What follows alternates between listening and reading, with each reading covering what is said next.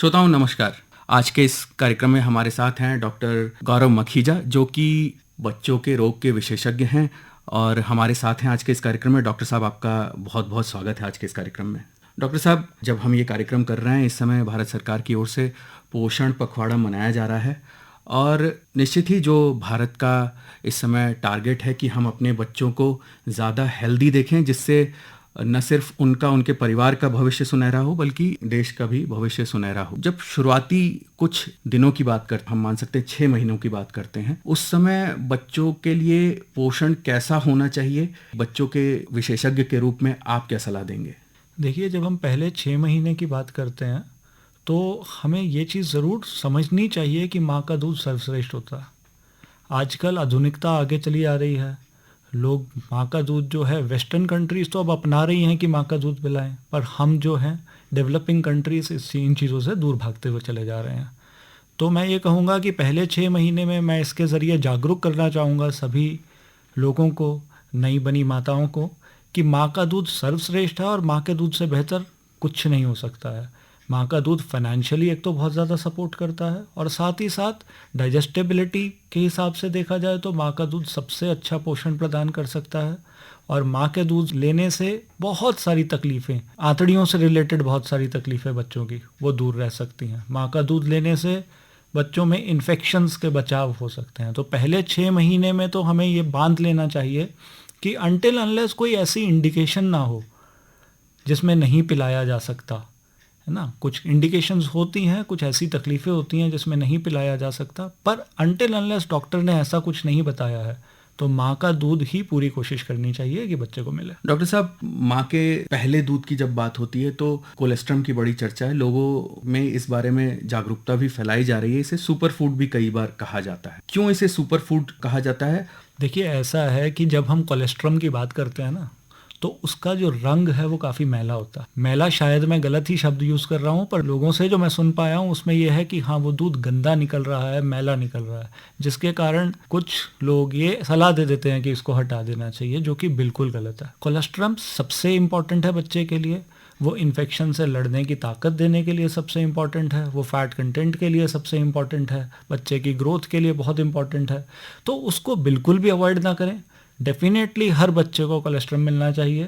हर बच्चे को आप ये देखें तो पहले WHO कहता था कि नवजात शिशु पैदा हुआ, सिजेरियन से हुआ तो 2 घंटे के अंदर अंदर दूध पिला दें, नॉर्मल डिलीवरी से हुआ तो 1 घंटे के अंदर अंदर दूध पिला दें। बट आज की अगर आप गाइडलाइंस देखेंगे तो कोई भी बच्चों का डॉक्टर आपको ये नहीं बोलेगा कि 2 घंटा या 1 घंटा।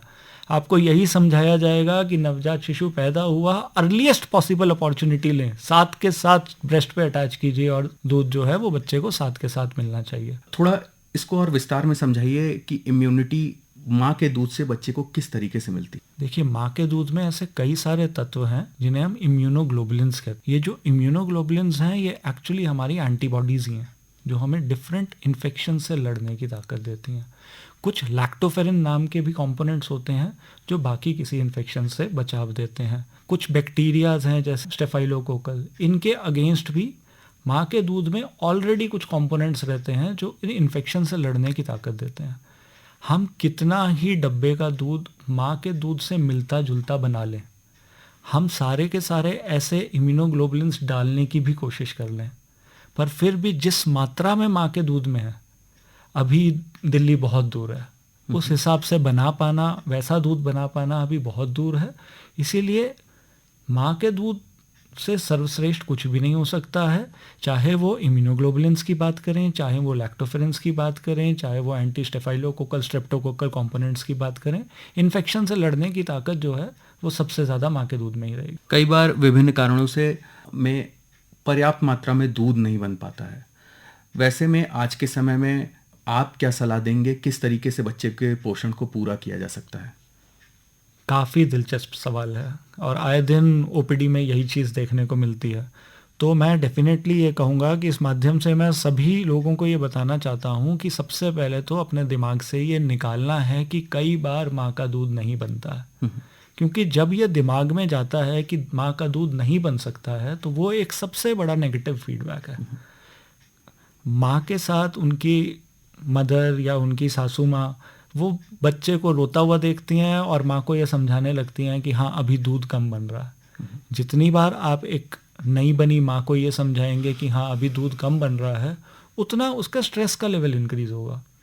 2 हार्मोन्स हैं जो दूध को बनाने में और सिक्रीट करने में मदद करते हैं। प्रोलैक्टिन एक ऐसा हार्मोन है जो बनाने में मदद करता है, और ऑक्सीटोसिन एक ऐसा हार्मोन है जो सिक्रीट करने में मदद करता है। अब आप ये चीज़ समझ लीजिए कि जब तक ऑक्सीटोसिन नहीं बनेगा शरीर में तो सिक्रीट ही नहीं होगा दूध। और ऑक्सीटोसिन एक हैप्पी हार्मोन है।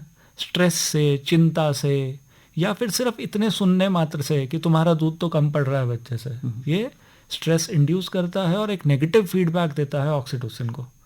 जब ऑक्सीटोसिन कम होगा तो दूध का सिक्रीशन डेफिनेटली कम हो जाएगा। तो मैं यही कहूँगा कि सबसे पहले तो ये विश्वास रखें कि अगर आप हेल्दी हैं, नॉर्मल हैं, और हेल्दी से मतलब ये नहीं है कि अगर आप कमज़ोर हो जाएंगे ना, माँ कमज़ोर हो जाएगी, तो भी माँ का दूध उतना ही सर्वश्रेष्ठ रहता है। माँ का दूध तभी कम निकल पाता है जब माँ बिल्कुल बेहद, कुदरत ने बनाया ही ऐसा है कि बेहद माँ की कमज़ोरी के बाद ही दूध पे असर पड़ेगा। तो अगर एक एवरेज मदर भी है जो अपने न्यूट्रिशन का थोड़ा बहुत ध्यान रखती थी, उसका दूध उतना ही अच्छा बनता है जितना अच्छा एक बहुत हेल्दी मदर का बनता है। हाँ, कुछ चीज़ें हैं, बहुत अच्छा पानी पीना, जितना हाइड्रेट करेंगे खुद को, क्योंकि ब्रेस्ट से मिल्क निकलना है तो हाइड्रेशन स्टेटस पे डेफिनेटली असर पड़ता है। माँ के दूध पीने से दूध नहीं निकलता, बट यस, माँ को हाइड्रेट रखने से, अच्छे जूसेस पीने से, नारियल पानी पीने से, या खुद को अच्छे से पानी लेते रहने से दूध डेफिनेटली बेटर बनेगा। और मन में विश्वास रखने से, बार बार अटैच करने से। और दूसरा जो मैंने बोला प्रोलैक्टिन तभी बनता है जब आप छाती को खाली करें।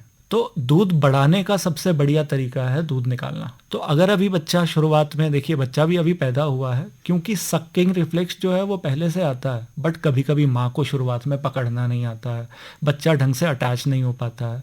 तो इस सब प्रतिक्रिया में खुद को ट्रेन करने में थोड़ा समय लग जाता है, और ऐसे में छाती जो है वो एंगॉर्ज होने लगती है। इस समय पे अगर हम बार बार दूध को निकालते रहें तो वो दूध बढ़ेगा ही।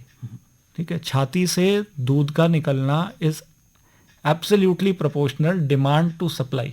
जितना डिमांड करेंगे उतना सप्लाई बढ़ती चली जाएगी। तो इसीलिए कहा जाता है कि शुरुआती दौर में 2.5 से 3 घंटे के अंदर अंदर अगर नहीं भी पिला पा रहे हैं तो प्लीज़ पंप कीजिए। नवजात बच्चे को कब ठोस पदार्थ का खाना जो है वो देना शुरू करना चाहिए, और इस बारे में क्या डॉक्टरी सलाह लेनी चाहिए? देखिए, पहले 6 महीने की जैसे हमने बात की, सिर्फ और सिर्फ माँ का दूध मिलना चाहिए। किसी कारणवश, जैसे आपने बताया कि माँ का दूध नहीं हो रहा है, या किसी कारणवश आपने ये भी बोला कि कुछ चीज़ों में जैसे हम नहीं दे पाते हैं, कुछ गैलेक्टोसीमिया जैसी ऐसी बीमारियां हैं जिसमें हमें माँ का दूध नहीं देना है, उस समय पे भी हम डब्बे का दूध दें। उस समय पे भी हम गाय भैंस के दूध पे ना जाएं।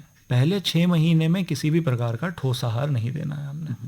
ठीक है, 6 महीने के बाद जो है हमने ठोस आहार शुरू करना है बच्चे को। अब हमें 4 सवालों को ध्यान से सोचना चाहिए। पहला, जो हम ठोस आहार दे रहे हैं वो कितना गाढ़ा खाना मिले। तो खाना उतना गाढ़ा मिले जितना गाढ़ा टूथपेस्ट होता है। अब टूथपेस्ट की 2 बहुत अच्छी प्रॉपर्टीज़ हैं। पहला, वो वॉश बेसिन में जब गिरता है ना, वो छपाक करके गिरता है, वो फैलता नहीं है, वो नाली की तरफ नहीं भागता। और दूसरा, जब उसको उंगलियों के बीच में रगड़ेंगे तो वो बिल्कुल स्मूथ है, उसके अंदर कोई सॉलिड क्रम्प नहीं है। तो जब भी हम बच्चे का खाना शुरू करें, बिल्कुल प्यूरी की तरह बनाएं, गाढ़ा बनाएं, ताकि चम्मच से जैसे नीचे गिरे तो छपाक जैसा गिरना चाहिए। दूसरा जो हमें ध्यान देना है कि बच्चे को खिलाना कितनी बार है जब हमने वीनिंग शुरू करनी है। तो देखिए, पेट अभी बहुत छोटा है बच्चे का 6 महीने पर, तो हमें मल्टीपल टाइम्स, मतलब दिन में 4 से 5 बार खिलाना पड़ता है।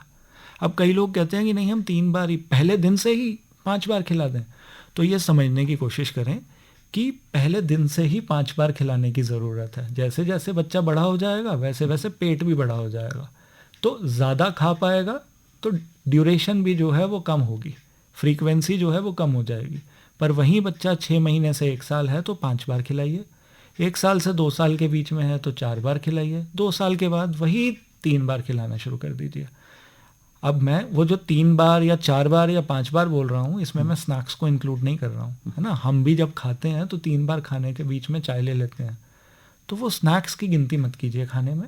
और माँ का दूध भी इससे अलग रखिए, बट उसके अलावा 6 महीने के बाद 5 बार खिलाने की कोशिश कीजिए। बच्चे के इस दुनिया में आने से पहले 1000 दिन यानी लगभग जब तक बच्चा 3 साल का नहीं हो जाता है, बहुत से डॉक्टर्स हैं उनके कहे अनुसार सभी माँ बाप बच्चे को पोषण देने की कोशिश करते हैं, लेकिन सही पोषण का शरीर पर सही असर हो रहा है, इस बात को डॉक्टर्स कैसे नापने की कोशिश करते हैं? डॉक्टर्स के पास बीच बीच में किस तरीके से सलाह लेने के लिए जाना चाहिए और जो पोषण बच्चे को मिल रहा है उसी हिसाब से बच्चे की ग्रोथ हो रही है या नहीं, ये कैसे पता लगाया जाए? देखिए, ऐसा है कि WHO ने इस ड्यूरेशन के लिए जो आप बता रहे हैं बहुत ब्यूटीफुल ग्रोथ चार्ट्स बनाए हैं। ये ग्रोथ चार्ट्स वेट के लिए अलग हैं, लेंथ के लिए अलग है। पहले 2 साल में हम बच्चे के लिटा के लंबाई लेते हैं, इसलिए इसको लेंथ कहते हैं, हाइट नहीं बोलते हैं। और इवन हेड सरकमफेरेंस के लिए अलग है। उसके भी अलावा हमारे लेंथ के हिसाब से कितना वज़न होना चाहिए उसके चार्ट भी अलग हैं, जिसमें हम आराम से प्लॉट कर सकते हैं बच्चे का वज़न लेके, उसकी लंबाई के अनुसार, उसकी उम्र के अनुसार।